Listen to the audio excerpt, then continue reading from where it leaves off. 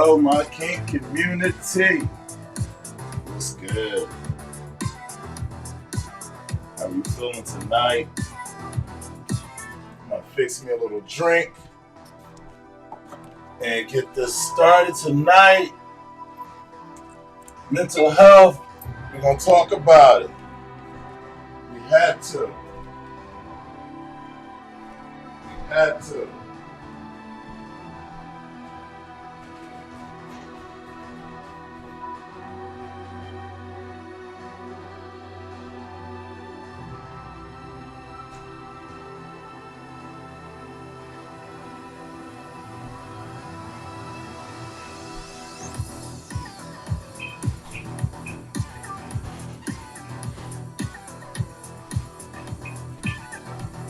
Without further ado, let's go. Let's get it. Let's get it. Let me get this drink on. Man, this weather's been crazy in Philly. Going up and down. Let me get this bottle.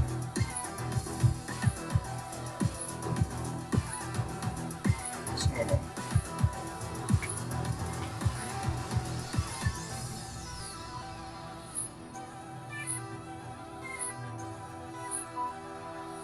I'm coming, y'all.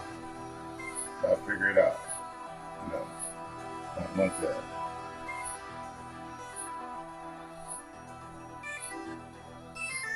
Hello, my kinky community. What's good? You know I'm always doing something. Trying to figure out my stuff. But how you guys doing? We're going to talk about welcome to Sir Ink's The Experience Podcast. Mental health. There we go. Salutations to you from Philly. Dealing with a little bit of congestion because one day it wants to be 70, one day it wants to be 20. It's got me going through it. But anyway, drink of the night is Drambuie. It's a liqueur. Works great with desserts. One of my favorites, of course, and it's definitely one of my favorites during the wintertime because it's sweet and it's very warm. It's sort of like rock and rye. If any of you familiar with rock and rye, it's great for colds. It has the fruit in the bottom, where it used to have the fruit in the bottom. I don't know if they do that anymore. But Dan, how you doing? Good to see you. Gwen, good to see you, Gwen. Monica, how you doing? Cheers, cheers, cheers. Good evening. So tonight I'm going to get into a topic. I did a little video, and here's the funny thing. So I did this video like 3 times because it's such an intricate conversation about mental health. And the first one I did, I was like, well, that's kind of bland. That just talks about mental health. And we all have heard plenty of things about mental health if you're not dealing with some of it yourself. And I think after COVID, I think we all are dealing with a touch of mental health issues in some kind of way. So I recorded it a second time. I was like, okay, I'm going to add a little BDSM. But then the last one I just did today, this morning, I got up this morning and did this because I went to sleep last night with it on my mind. Like, I really want to get deep into a little bit about mental health and specifically targeted toward BDSM and how it affects relationships, conversations about how we are, how we see ourselves. And so without further ado, here we go. Here's mental health.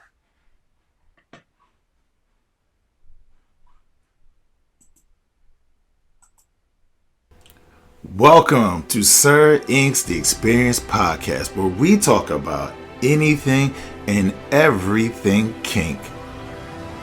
This podcast is only catered towards those that are 18 and above, and if you're at work, we like to say NSF. And remember, you can always listen to us during your private time. Hello, kinky and kink curious folk out there. My name is Sir Ink. Here we go. Let's discuss BDSM in a way that it pertains to relationships and BDSM.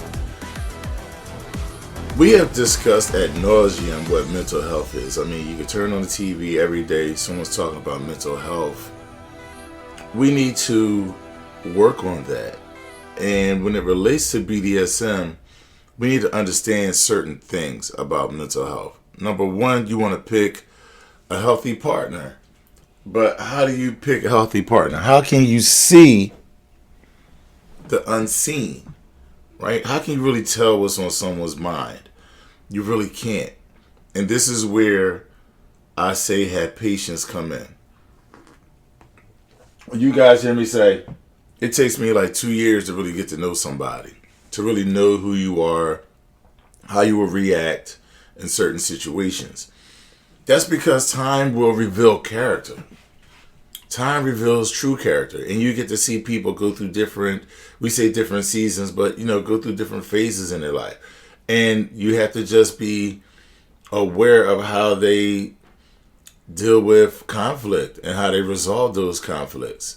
Are they a person that, can't handle small little issues, without making it something bigger, turning a molehill into a mountain, right? And one of the other aspects is knowing yourself.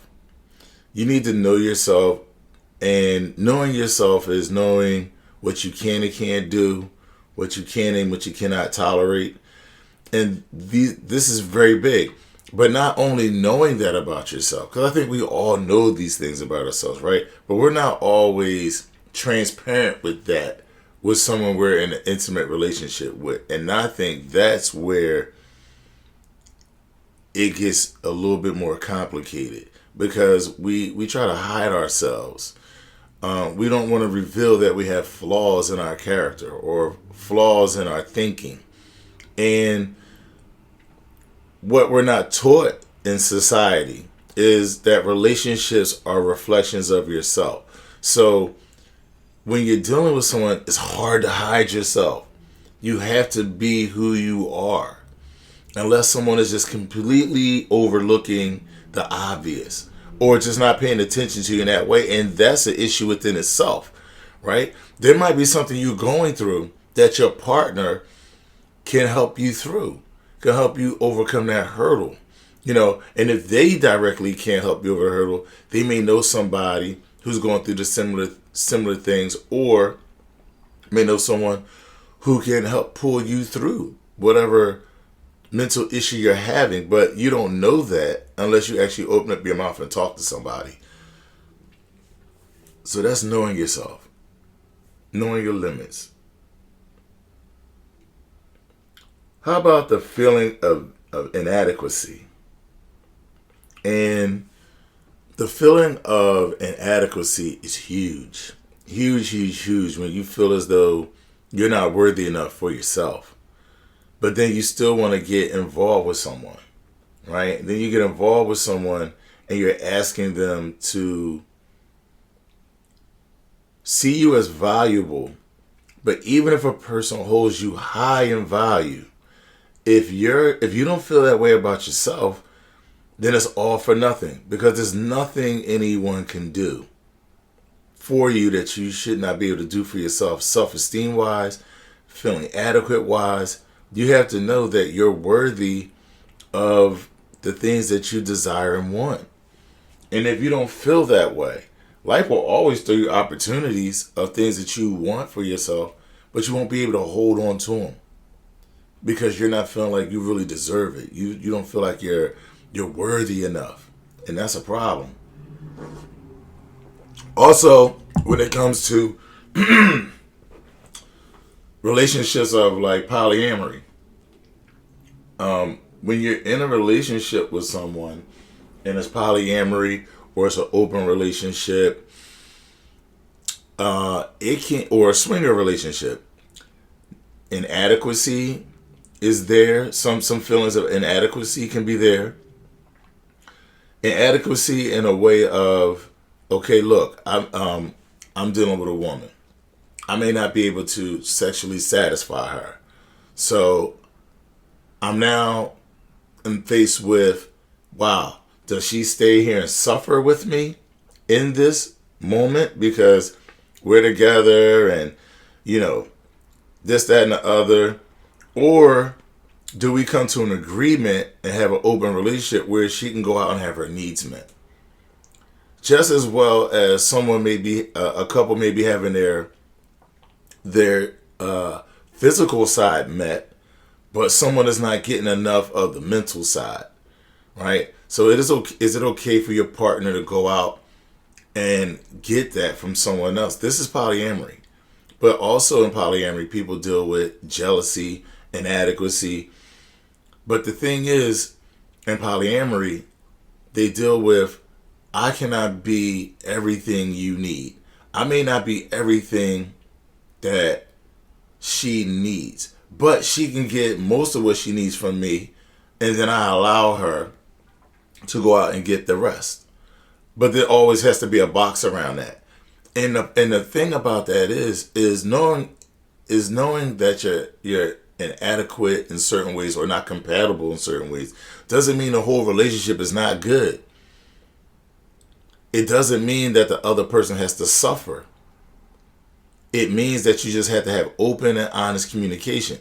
I've heard many situations, and I know situations where the husband will have a girlfriend and the wife will have a boyfriend. And it wasn't like a big deal. I was over for a party. It was a sleepover, and the next morning everybody had breakfast together. You know, the husband and his girlfriend, the wife and her boyfriend, and everybody was cool. Now, do they deal with issues of jealousy and inadequacy and other things of that nature that all relationships go through? Yes. Yes, they do. You know, the girlfriends try to compete with the wife sometimes, and then they had to deal with that. You know, it's all these kind of things. And my point in all this is if you're in this kind of relationship, if you're in an open relationship, if you're in a polyamory relationship, y'all guys know damn well that you're dealing with some issues around not being enough or being inadequate in some ways. And I'm here to tell you that it's okay that your partner seeks to be fulfilled totally, even if that means going outside of you. And that in itself can have a framework around it. So you don't have to deal with the insecurity of, well, if it's about sex and she finds a partner, well, a sex partner outside of our relationship, I don't feel like it's a threat to our relationship total. Like, I don't feel like just because he's banging her good that she's just going to up and leave me and all the things that we've done and built together. Because things can happen as we all mature and we get older. You know, sometimes your libido goes. So it's not like you don't want to have sex. It's just that physically, you know, your dick might not get hard. Or a woman just doesn't, you know, going through the change, through menopause. And she doesn't feel like being sexual. Now, these are common things. And I think these are things that we all have to, you know, kind of come to grips with. You know, and not shame someone else for not being able to do all that you want them to do. But just come to solutions. And I'm not saying for everybody that if you're dealing with some issues of inadequacy in your relationship, that it's okay to bring someone else in. I mean, if you're into being open, if you're into exploring the polyamory, I'm only telling you that these are some of the things you're dealing with mentally. I'm not saying that if you're in a one-on-one situation that you should open it up. I'm not saying that, but what I am saying is you should have open communication about what the inadequacies are, where the unsatisfaction is. Because in the end, if you don't really address it, people tend to just lean on and cheat. I mean, you know, as thorough of a man that I may think I am, you know, the right place, the right time, the right conversation, the right look, the right smell, a woman that I'm dealing with may fuck somebody else. I mean, you know, especially if I'm not holding my end down in certain ways. So, and we all have frailties. You know, we all have, you know, desires and wants. And the thing about having a need that's not being filled, especially when you're in a relationship dealing with the opposite sex, that's a hole, man. And a lot of people are suffering in relationships, and they're not happy. You know, there's some people out there that have these kind of inadequacies in their relationship, and they seek the open route, and all of a sudden they feel so great and filled. You know, there's a woman that, you know, her and her husband open up their relationship, and she is not feeling so sexual. So they put a framework around what he can do outside of their relationship. And he has another sexual partner. He has a partner for sex, and that works, but he doesn't date her. He doesn't take her out to dinner. He doesn't do this. He doesn't do that with her. He doesn't do husband-like things with her. He has a sexual relationship with that woman. Okay? So, and that makes him feel good. It makes his wife feel good seeing him fulfilled and happy. And knowing that there's a framework around, there's nothing more to argue about. And coincidentally, it makes their relationship better. It's been making him a better man to her, and it's been making her feel good about their relationship. She's feeling a little bit more secure in the relationship, knowing that he's being satisfied in an area that she can't give it to him. Okay? And being single, there's some feelings of being inadequate as we grow older. Like, maybe I won't find anybody. Maybe I'm not the one. Maybe I'm so jaded from past relationships, you know, that I'm just never going to find someone for myself or whatever. I mean, yeah or no. Yes and no. I mean, you know, it's all up to you to change yourself, to make yourself desirable, to make yourself adequate enough, to make yourself into someone that's worthy of being with someone. But a lot of that is getting out of your head and getting out of your own way. You know, wear some clothes that are a little bit more sexy, a little bit more inviting. You know, make yourself more approachable. You know, guys, change your clothes up. Put a little cologne on every day. You know, do some things that enhance yourself. You know, to make yourself more of a valued commodity on the open dating market. My next point, stress management. How do we deal with our stresses? So, you guys have heard me say that I that I'm in the hair profession. I am a barber, and I'm an educator. But dealing with the public can be very taxing on my mindset, along with dealing with my own issues, right? So what do I do to balance those things out? I have things that are strictly for ink. What are some of those things that are strictly for ink? That make me feel good, that help me release the stress? Working out, smoking cigars, having alone time, reading books, turning the TV off, shutting down the programming. Those are just, traveling.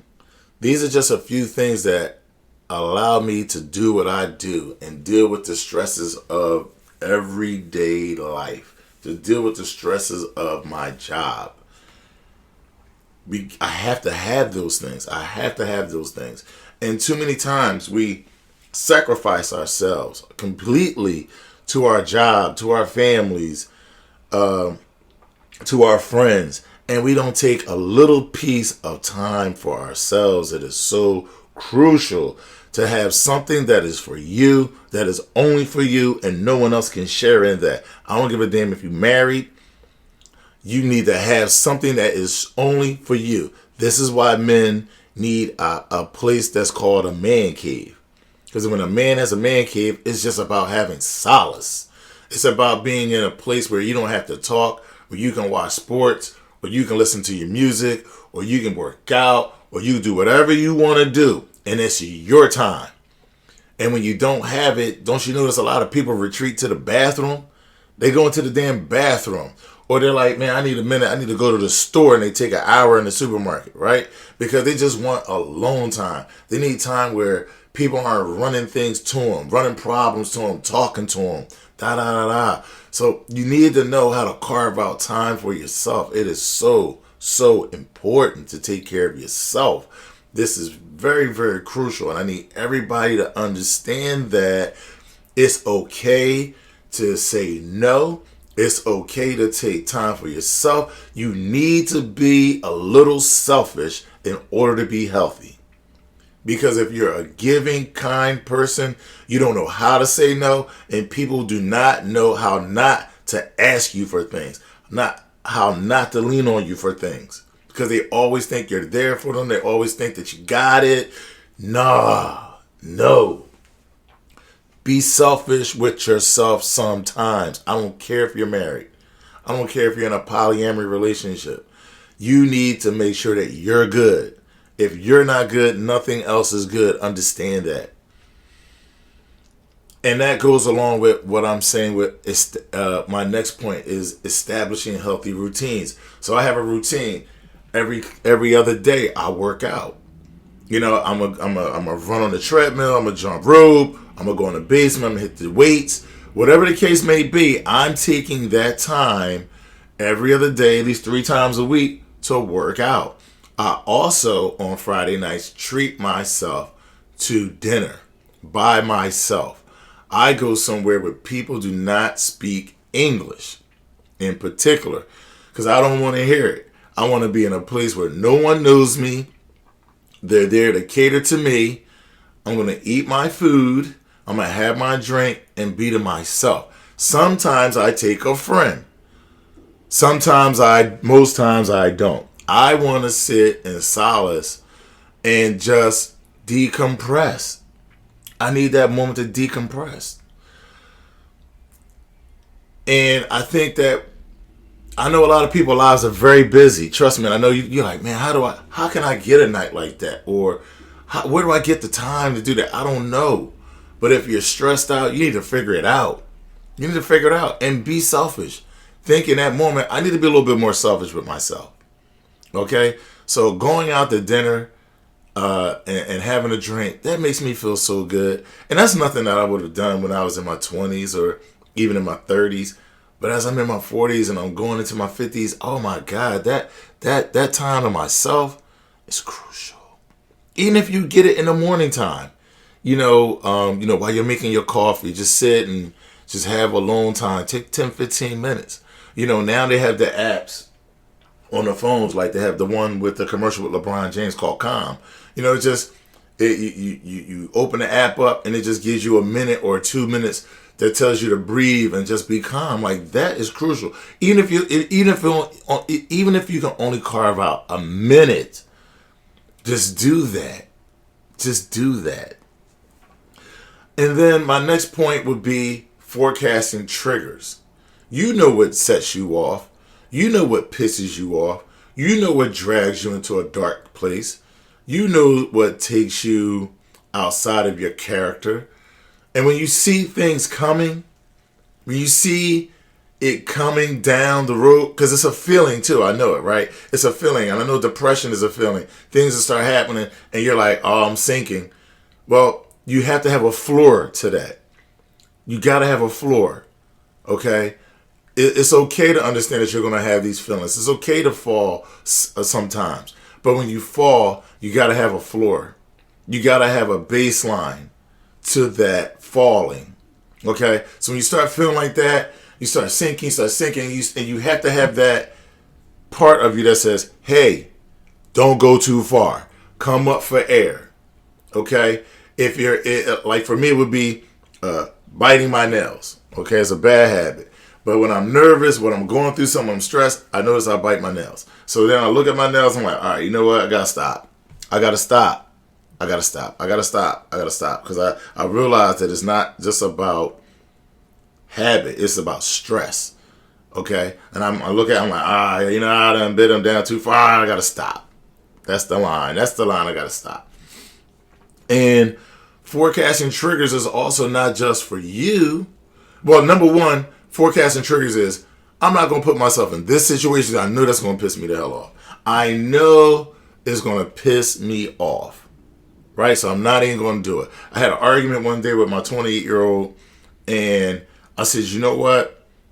As we calmed down, and it got real contentious, after I calmed down, I said, you know what? It's not your fault. I said, there's just things about you that remind me of your grandmother, not my mother, his grandmother. And I said, you know what? Before you were born, that was a contentious relationship. And it was contentious throughout his childhood. And there's things about him that is just like her, personality-wise. And I was like, so when you start talking in an aggressive manner and we starting to go back and forth, it takes me back to dealing with her. Because it's the way she says things, it's the way her attitude is, and it's in him. And I said, it's not your fault. I'm not blaming you. And trust me, he's being a man. He's not being a woman. He's not being girly or nothing like that. He's being a man, but it's the way he just does not have any back down in him and just being arrogant and wrong. And I told him after we calmed down, it's not your fault, it's my fault. Because that's a trigger for me. When I hear you talking, I know the way you speaking, it reminds me of her. And so I'm not really going back at you because it's me and you. I'm battling your grandmother all over again. But that's something that I have to work out. And I told him I have to do a better job as the adult, knowing where it comes from inside myself. I can't allow you to trigger me in that way. So I'm going to digress in getting into certain things with him. Because with men, being in the barbershop, things can get physical. And not like I'm going to beat the hell out of my son, but I wanted to grip him up. I wanted to grip him, just grab him and shake him. But I shouldn't have to do that, But he has such an arrogant nature, and then it brings out more arrogance in me. It's a trigger. So I told him, look, I apologized to him. He apologized at me. But I said, look, that's a trigger for me. It is. It's just a trigger for me that, it's the way you argue. And I said the way he argued with his friends. He think he's always right. His way is the only way. That kind of shit. Like, it's ridiculous.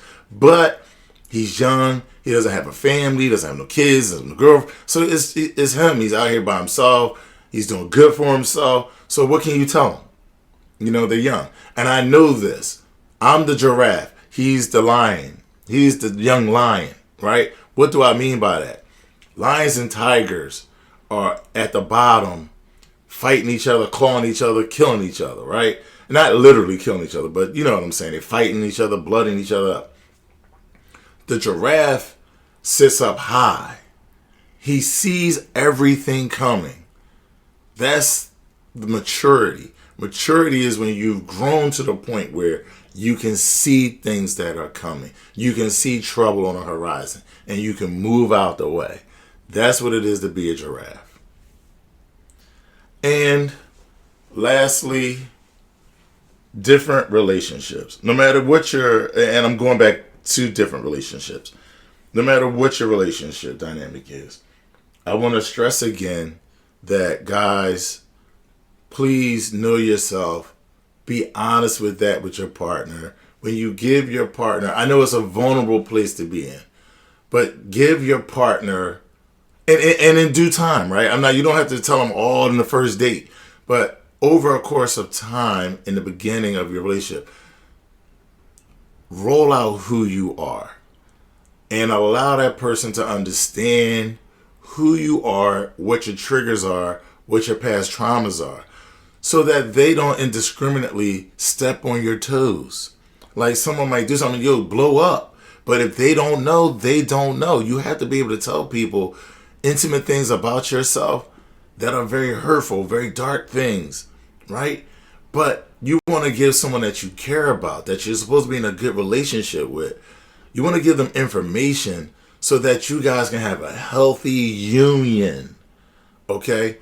So when I talk about mental health, I'm putting it on ourselves first, okay? Be clear with who you are and what your triggers are. And ask for help. Ask for help. Ask for help. It's okay to need help. It's okay. No one is perfect. Even the person that you idolize. We idolize all these actors and sports heroes. And then when you hear the stuff they're going through, you're like, oh my God, I can't believe. Can you believe Jay-Z cheated on Beyonce? Can you believe? Come on, y'all. They're regular human beings like me and you. They got more money. They're on TV, but they're just human beings. They're just human beings.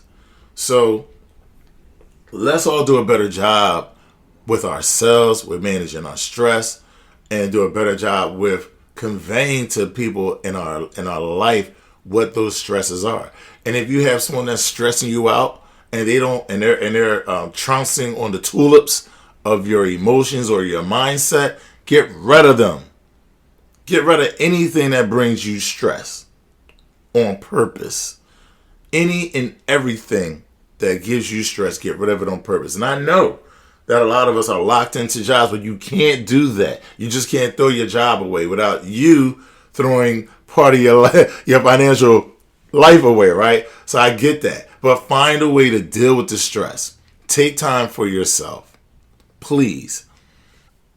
You guys know where you can find me. SirINQ.com. SirINQ on Facebook, Instagram, Twitter. You can always email me, sirinq09@gmail.com. You can always check us out on kingspace.net. And I love your suggestions, so please hit me with any questions, any topic suggestions. I appreciate it all. Until next time, Sir Inc.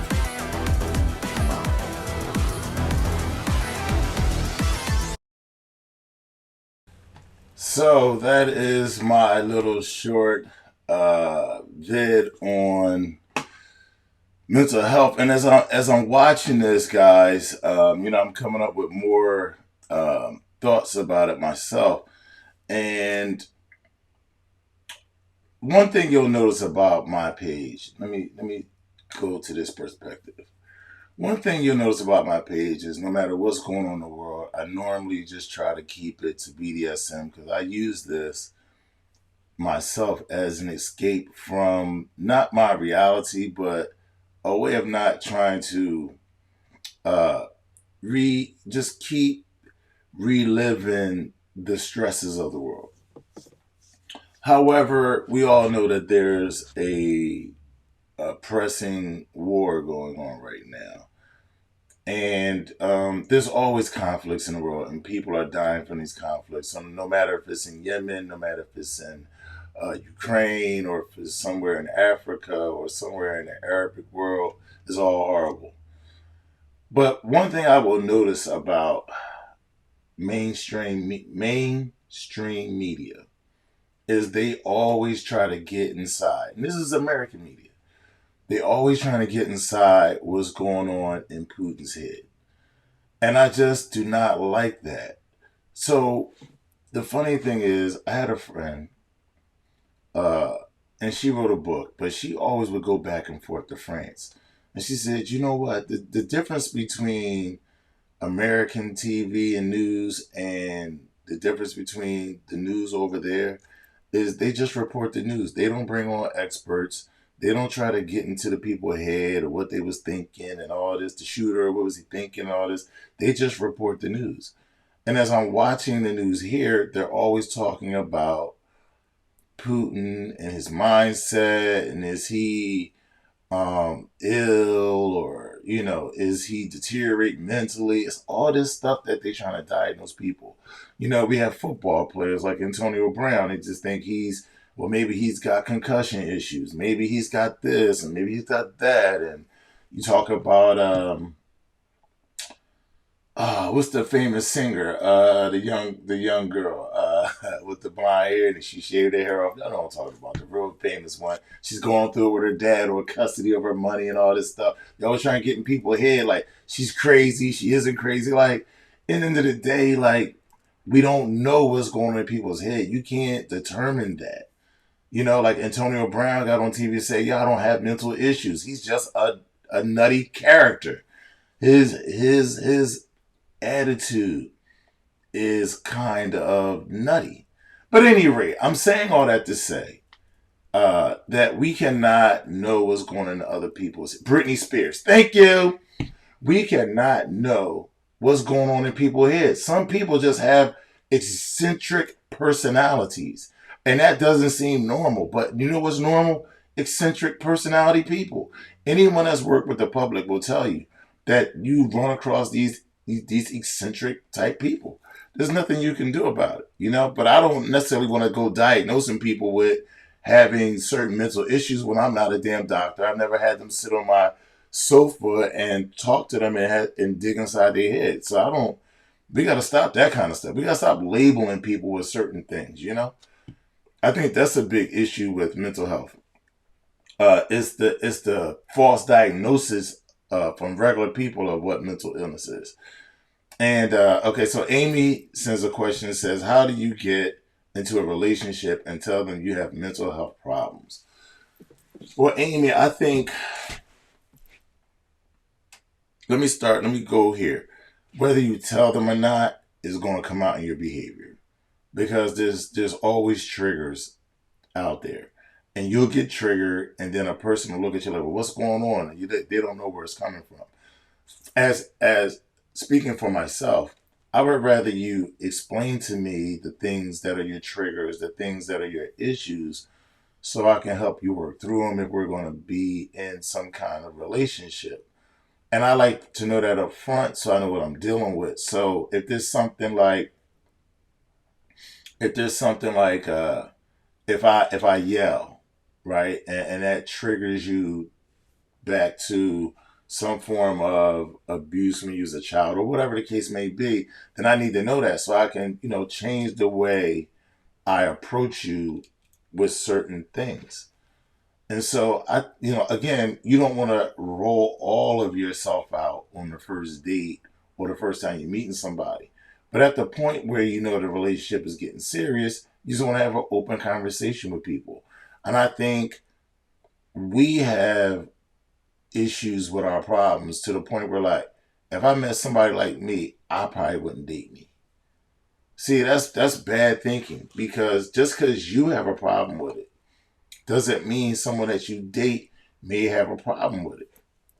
Maybe someone you're dating has been dealing with someone like that, in their life. Maybe their mother, their father, their siblings, or someone like that is having that kind of issue.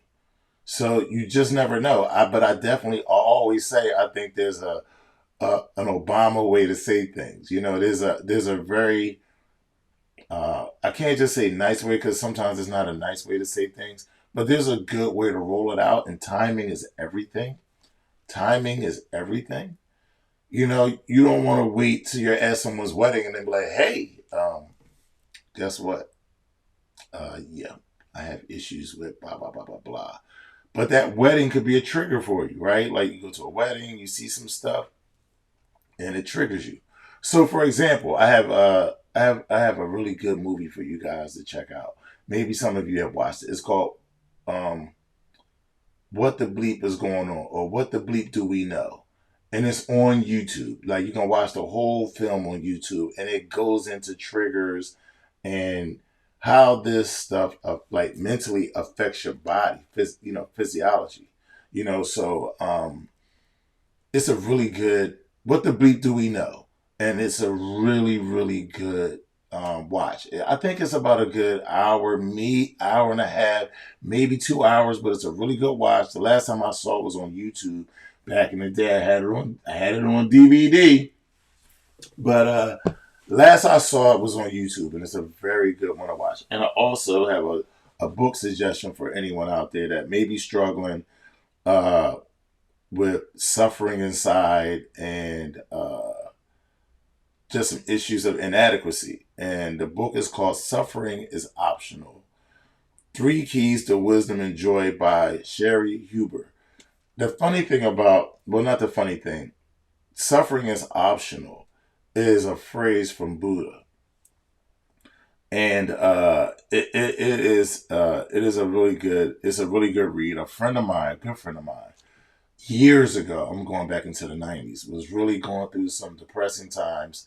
And I was always want to go, my friends and I, we basically had like a book club, but we didn't call it a book club, but we would all go out on Sunday, go to this one bookstore downtown in Philadelphia called the Garden of Letters, and we would buy books. And this one Sunday, I bought her this book. I was like, she really needs this book. And I bought her this book and gave it to her. And unbeknownst to me, later on, years later, she would get into the Buddhist spiritual faith. And so, but the book really, she really appreciated the book, and it gave her a lot of insight to self-esteem and so on and so forth. And I mean, trust me, she still struggles to this day with certain issues. But at least she has a floor to what that is. And when I say floor, right, you may have feelings of depression, you may have feelings of doubt and things like that. But when you're spiraling down, you got to have some floor to your spiral. You cannot allow yourself to just keep spiraling, keep falling. You have to have a floor. Again, as I spoke about me biting my nails, when it gets to a point and I look and I'm like, all right, you know what? I'm going too damn far. I got to back it out. I got to stop. You stop. So whatever that floor is, whenever you get to a certain point, like, if I go past this point, I'm in no man's land and I'm in trouble. You need to have a floor. You need to know what that floor looks like. So when you get to the floor, you get close to the floor, you know, I need to take the proper steps to get me the fuck out of there. That's crucial. Very crucial. Chantel says you just have to bring it up and tell them up front. They have a choice whether or not they want to handle it or not. It's not personal if they choose not to. It's just not a match for either of you. Good point. And the funny thing is, the older you get, the more you understand trials and tribulations of people and what people go through. And I think we're all a little bit more tolerant to meeting someone that understand that, like, yo, this person is not perfect. And at 40 plus, I'm damn sure getting someone with a lot of experience, good and bad. And some, you know, the good we hold on to, and the bad we hold on to some bad, and we hold on to some terrible stuff, right? But it's about working it out. And you guys have always heard me talk about this, right? Relationships are mirror reflections of yourself. I cannot explain that enough. Relationships are mirror reflections of yourself. Whether you have one lover, two lovers, three lovers, it doesn't matter. They're all reflections of yourself. Your friendships are all reflections of yourself. They all represent something about you. Something that you either love about yourself, or don't love about yourself. Relationships are reflections of yourself. Very important. Relationships will bring out the best and the worst in you at times. And relationships are a place to work out your good and bad aspects of yourself, especially the bad. They should help you become a better person. I can honestly say, through the relationships that I've had in my life, and they've been serious since about 30 years old. If I look back on my life, they've gotten real serious about 30 years old. All the relationships since I was 30 have really added to who I am today. You know, and I'm thankful for those relationships. I'm thankful for the good and the bad. And I'm still really cool with most people that I've had relationships with. I don't still have sex with them, but I still talk to them occasionally, check on them, make sure they're good. Because ultimately, I haven't had any experiences where someone came in and definitely wanted to do me dirty. We might have had differences of opinions. We may have had different views on certain things that didn't make us a good fit long term. But it was nothing really malicious. Have I got my heart stomped on a little bit? Yep. Have I stomped on somebody's heart? Yep. But again, it's all for your evolution and how you deal with that, right? You can't hold on to too much of the bad stuff. You can't see a relationship going bad as all your fault. So I'll tell you a little personal story about myself. When my marriage fell apart, uh, a friend of mine was like, yo, man, fuck her. She, blah, blah, blah, blah, blah. And I was like, dig this, man. First of all, the relationship you have with her is a friendship, and that's good. So, like, just because I broke up with her don't mean that y'all can't be friends. That's number one. Number two, I asked her to marry me. So whatever happened, good and bad, is still part of my responsibility. Because I asked this woman to be in my life. So I have to own that choice that I made. I can't just go blaming her. Even if I just blamed her, it reads good, right, to everybody out there. It seemed like, oh, he's a good guy. The good guy lost, and oh, it's a shame what happened to him. Yeah, but deep down inside, I know the things that I did that drove it that way. I mean, if I don't go telling people the shit that I did, it just makes her look like the villain. But either way, the relationship ended. So what does it matter? So, I own my part, and owning my part in the success and the failures of a situation gives me opportunity to grow. It gives me opportunity to heal myself mentally, spiritually, and sometimes physically, right? Because shortly after that ended, I had a little alcohol, and I won't say alcoholism, right? But I was self-medicating my my my my separation, my divorce. I had more time, right? So now I'm going to the bar on nights that I would normally not go to the bar. Now, mind you, I have a full bar in my basement. You know, full bar in my basement, right? But I'm going out, and it didn't hit me till about 3 months later when I looked at my dresser and I said, "Damn!" I looked at all the little credit card receipts, and I'm like, "Wow, I've been going out getting sauced." I mean, it's like $25 here, $40 there, $80 there, $15 here. I'm like, damn, and I felt like a fool because I'm like, well, I'm spending all this damn money. I'm spending like at least $400, $500 a month on going out having drinks, and I got a full bar in the basement. So I'm drinking to medicate my absence of my partner. I have more time, so I'm saying that I'm wrapping this around being social. No, there's nobody in the bar that's going to do me any damn good. But that's how I was medicating my pain. So when I saw those receipts, I instantly changed my behavior. I said, I'm going to stop. I'm going to stop going to the bar. Like, that's not good. It's not good for me. Not when I got a whole damn full bar in my basement. I mean, legitly, my friend and I helped my friend build a legit bar in my basement that could sit like 7 to 8 people. Glass blocks, the whole nine, lights behind. I mean, I got a full bar, big TV behind it.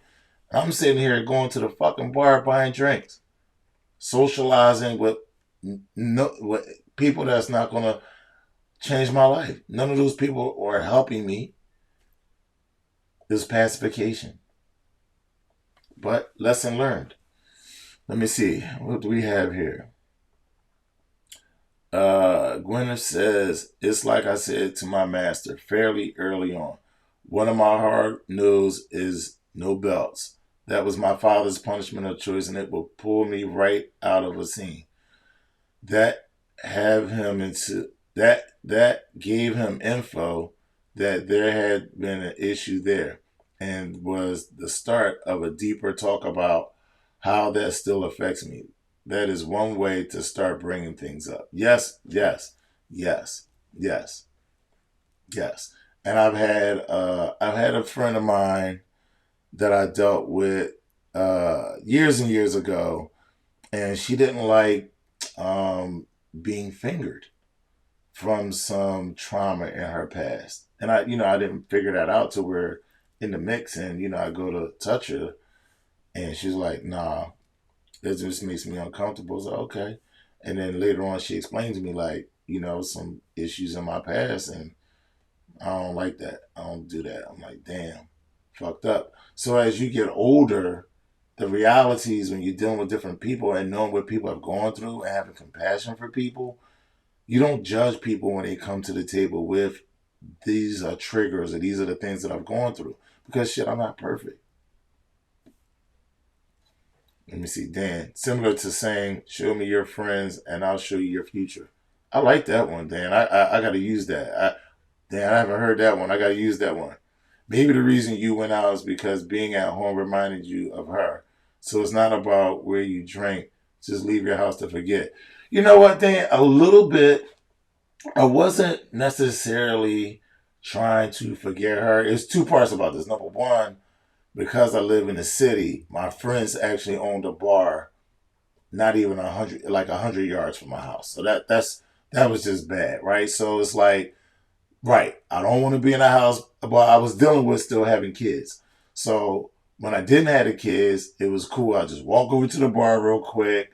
I might see a couple of my friends in there, but if I don't see my friends, like two of my friends own the bar. So now I'm like, oh, I'm contributing to the bar. I know the barmaids and all that. So it was a social thing, but yeah, it was pacification for just not being home. And, you're right, dealing with the reality of your life.